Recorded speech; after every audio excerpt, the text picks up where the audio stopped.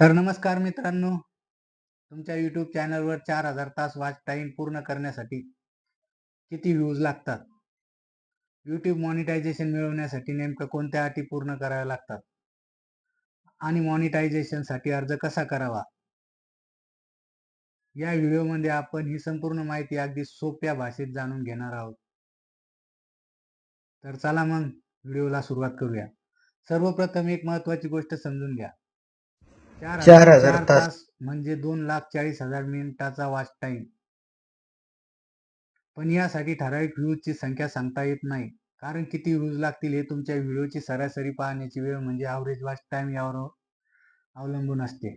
उदाहरणार्थ, जर प्रत्येक व्यक्ती तुमचा व्हिडिओ सरासरी 5 मिनिटे पाहत असेल, तर 4000 तास पूर्ण करण्यासाठी अंदाजे 48,000 व्ह्यूज लागतील.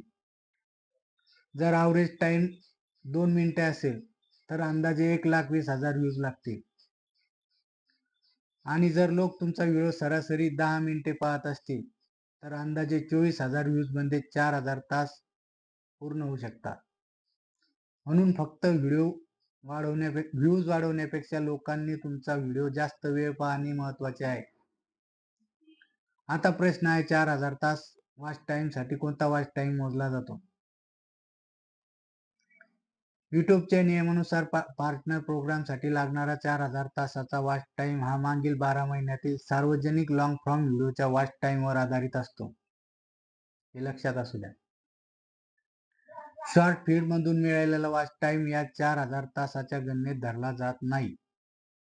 म्हणून जर तुमचे लक्ष 4000 तास पूर्ण करणे असेल, तर लॉंग व्हिडिओवरही लक्ष द्या.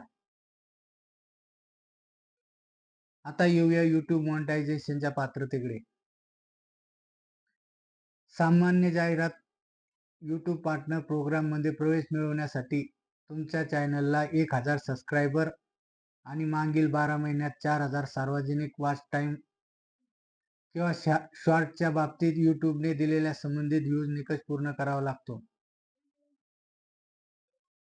यासोबत तुमच्या चॅनलने YouTubeचे मॉनिटायझेशन पॉलिसी पाळणे आवश्यक आहे. तसेच ॲडसन खाते आणि इतर आवश्यक अटी पूर्ण कराव्या लागतात. आता प्रश्न, 4000 तास लवकर कसे पूर्ण करायचे? पहिली गोष्ट म्हणजे नियमितपणे उपयोगी आणि ओरिजिनल लॉंग व्हिडिओ बनवा. तसेच दुसरी गोष्ट, व्हिडिओच्या सुरुवातीचे पहिले 30 सेकंद खूप महत्त्वाचे आहेत. सुरुवातीलाच प्रेक्षकाला या व्हिडिओमध्ये काय मिळणार आहे ते सांगा.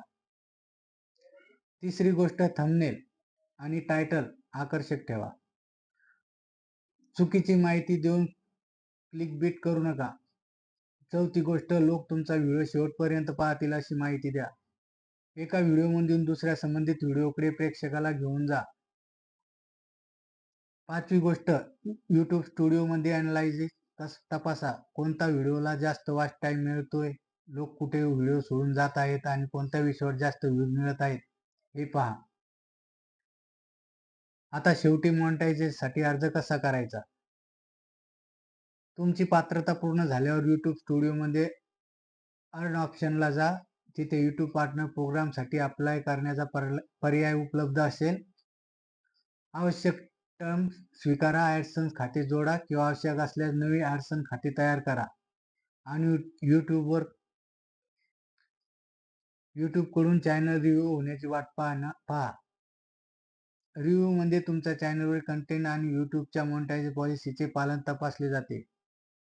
म्हणून एक गोष्ट लक्षात ठेवा, फक्त 1000 सबस्क्रायबर आणि 4000 तास पूर्ण झाले म्हणजे मॉनिटायझेशन आपोआप मिळेल असे नाही.